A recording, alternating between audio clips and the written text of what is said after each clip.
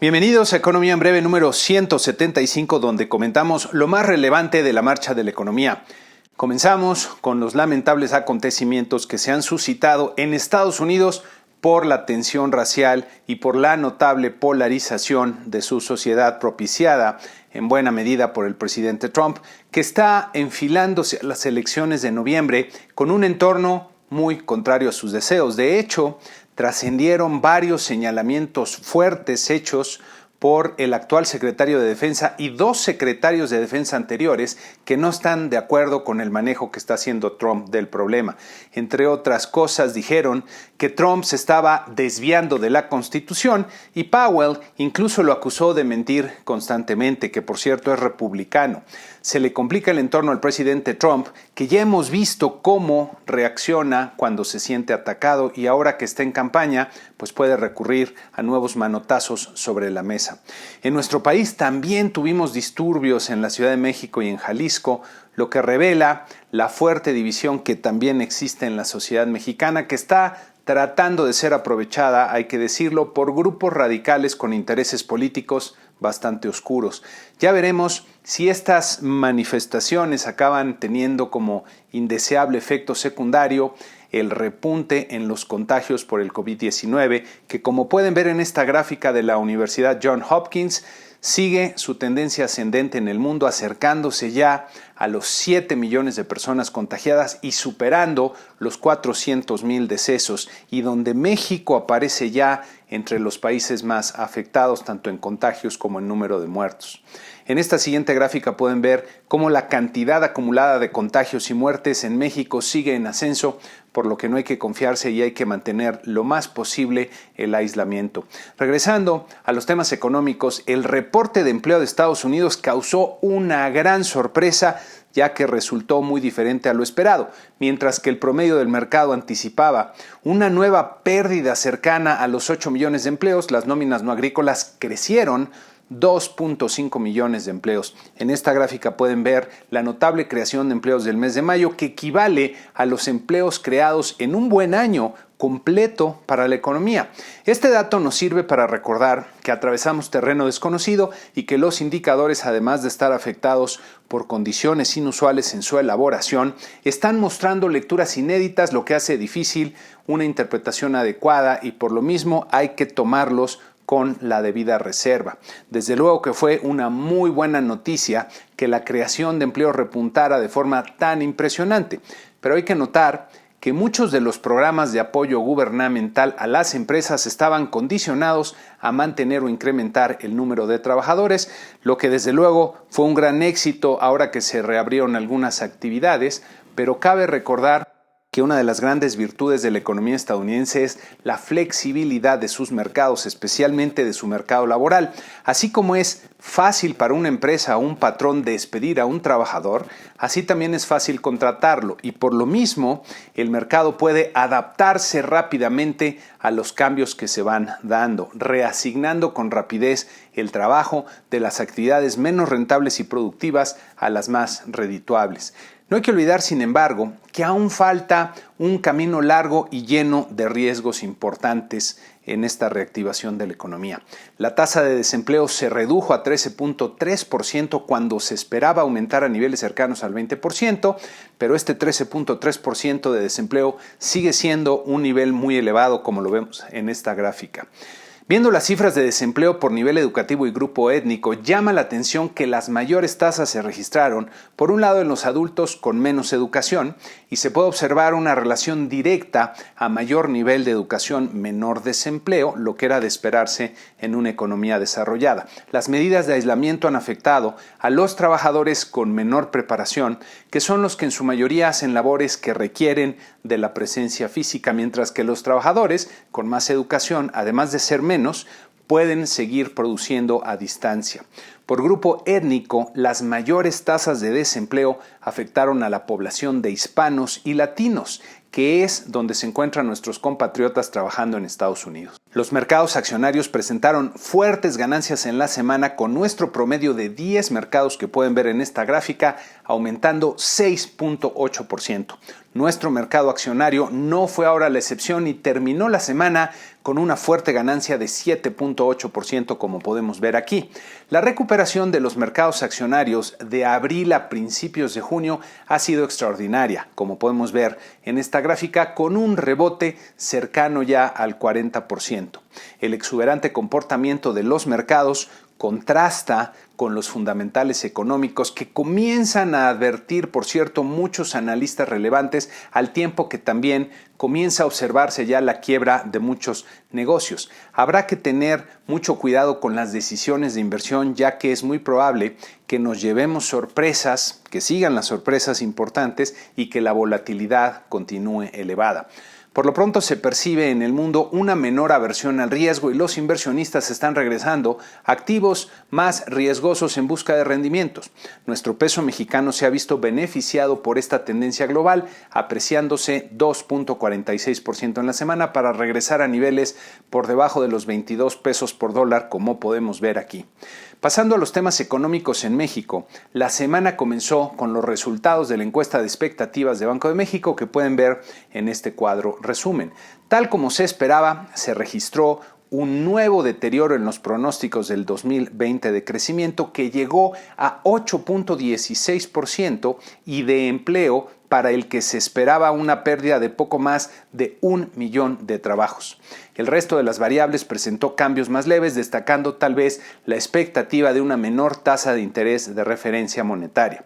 El flujo de remesas que reciben las familias en México de los trabajadores mexicanos en el extranjero se redujo considerablemente en abril, luego de que en marzo creciera de forma desproporcionada, posiblemente anticipándose a las dificultades que traería el periodo de aislamiento. El resultado de abril fue 2.861 millones de dólares, nada malo, apenas 2.8% inferior al de abril del 2019. También el lunes se publicaron los resultados del indicador IMEF, que por cierto ha venido ganando relevancia como uno de los indicadores más oportunos de la dirección de la actividad económica. Este indicador registró en mayo el menor nivel observado desde que se tiene registro en su parte manufacturera, mientras que el no manufacturero, a pesar de ser un poco menos malo que el de abril, siguió muy por debajo del umbral de los 50 puntos que separa la expansión de la contracción. Lo que nos dice este indicador es que se sigue anticipando un fuerte deterioro de la actividad económica. La inversión fija bruta registró una caída de 11% real anual en el mes de marzo, la más profunda desde la crisis del 2009 y sumando ya 14 meses consecutivos en contracción. La inversión en maquinaria y equipos se desplomó 16.1% anual, como pueden ver en las barritas de esta gráfica, mientras que la inversión en construcción no residencial cayó 11.3% real anual, lo que revela que las expectativas de mediano y largo plazo del país se han deteriorado seriamente. El consumo privado interno, que es el principal motor de la economía, se desplomó 2.6% real anual en el mes de marzo, en su caída más pronunciada desde octubre del 2009 y mostrando los primeros efectos de las medidas de aislamiento por el COVID-19. En el acumulado enero-marzo que vemos en esta gráfica, se observa la caída más profunda para este periodo en una década. Tanto la caída de la inversión como el consumo privado nos dicen lo lastimadas que están las expectativas de empresas y hogares en el país y son preludio de una mayor debilidad en la economía. Las cifras de la industria automotriz, como se esperaba por el cierre de las actividades por el COVID-19, mostraron caídas nuevamente dramáticas en el mes de mayo. Las ventas al menudeo que pueden ver en esta gráfica se desplomaron 58.8% anual, ligando 3 meses de caídas muy pronunciadas. Si vemos nada más el mes de mayo como tenemos en esta gráfica, las ventas de este año fueron las menores en más de 20 años. La producción que podemos ver aquí en las barritas se contrajo 93.7% anual, mientras que las exportaciones en la línea azul cayeron 95.1% anual, casi se detuvo la actividad de la industria automotriz. Por último, el INEGI presentó los resultados de la encuesta telefónica de ocupación y empleo realizada en abril, con la que busca mantener la continuidad de la información ante la imposibilidad de realizar la usual encuesta nacional de ocupación y empleo, la ENOE. Desde luego que al ser una metodología diferente, los datos no son estrictamente comparables, como lo aclara el propio INEGI, pero no por eso dejan de ser un ejercicio estadístico serio que nos permite hacer comparaciones e inferencias razonables. Entre lo más destacable de los resultados tenemos esta gráfica con la notable caída en la tasa de participación económica de un nivel de 59.7% en la ENOE de marzo a un nivel de 47.5% en la ETOE de abril, lo que representa una reducción de 12 millones de personas. La tasa de participación económica representa el porcentaje de la población de 15 años y más que se encuentra activa, es decir, ocupada o activamente buscando un empleo. Otro resultado que hay que comentar es el aumento en la tasa de subocupación, que pasó de 9.1% en la ENOE de marzo a 25.4% en la ETOE de abril, lo que representa un aumento de 5.9 millones de personas en esta categoría, que se refiere a la población que está ocupada pero que tiene la necesidad y disponibilidad para trabajar más horas. Esta encuesta revela un muy fuerte deterioro en el mercado laboral y en las condiciones de empleo que enfrentan muchas personas en nuestro país. Como hemos comentado en otros programas, la mayoría de los empleos se generan por parte de las empresas medianas y pequeñas, que son las que más se han visto afectadas por las medidas necesarias para contener el contagio de este virus. La reducción en la tasa de participación se da por las medidas de aislamiento, ya que muchas personas no pueden ocuparse y buscar empleo activamente, lo que el INEGI describe como un estado de suspensión laboral, sin percepción de ingresos y sin certeza de si se mantendrá el vínculo laboral o de retorno al trabajo.